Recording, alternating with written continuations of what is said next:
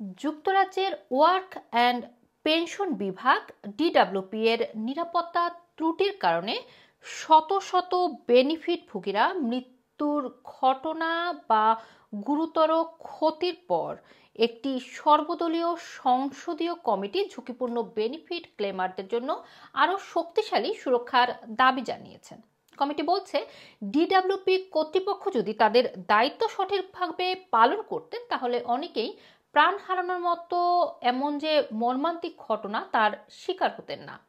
কমিটির প্রতিবেদনে উল্লেখ করা হয়েছে, 2018 সালে মানসিক রোগে আক্রান্ত অক্ষম এরল গ্রাহাম বেনিফিট বাতিল হওয়ার পরে অনাহারে প্রাণ হারান।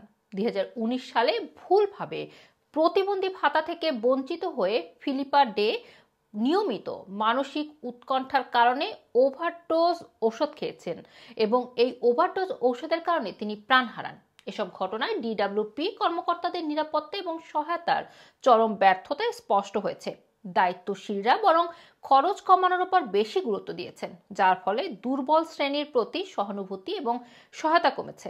অনেক বেনিফিট দাবিদার তাদের প্রশাসনিক জটিলতার মানসিক কষ্ট এবং চাপ অনুভব করেছেন। এক ভুক্তভোগী জানিয়েছেন যে সিস্টেম তাদের সুরক্ষা দেওয়ার কথা সেটাই যেন তাদের জীবন নিঃশেষ করেছে।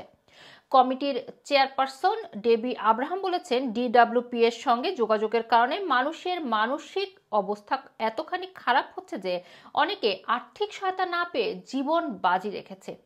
এটি সুরক্ষার পরম ব্যর্থতা। 2020 সাল থেকে অন্তত 240টি অভ্যন্তরীণ তদন্তে ডিডব্লিউপি কর্মকর্তাদের অবহেলা বা ভুল পদক্ষেপ দায়ী হিসেবে চিহ্নিত হয়েছে। তবে কমিটি বলছে, এই সমস্যার প্রকৃত পরিধি এখনো অনির্ধারিত এবং ডিডব্লিউপি নিজেই যথাযথ তদন্ত করছে না।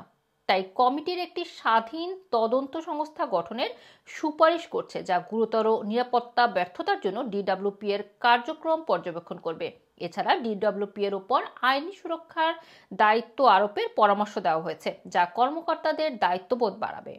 মানসিক স্বাস্থ্য সংস্থা রিথিঙ্ক মেন্টাল ইলনেসের প্রধান নির্বাহী মার্ক জানিয়েছেন, দীর্ঘদিন ধরে মানসিক রোগে ভোগা দুর্বল মানুষরা এই সিস্টেমের ব্যর্থতার শিকার হয়েছেন। আইনি সুরক্ষা দায়িত্ব হলে তাদের জীবন রক্ষার কাজ করা সম্ভব হবে।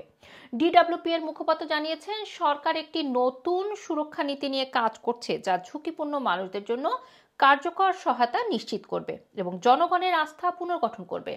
তারা সবাইকে পরামর্শে অংশ নিতে আহ্বান জানিয়েছেন।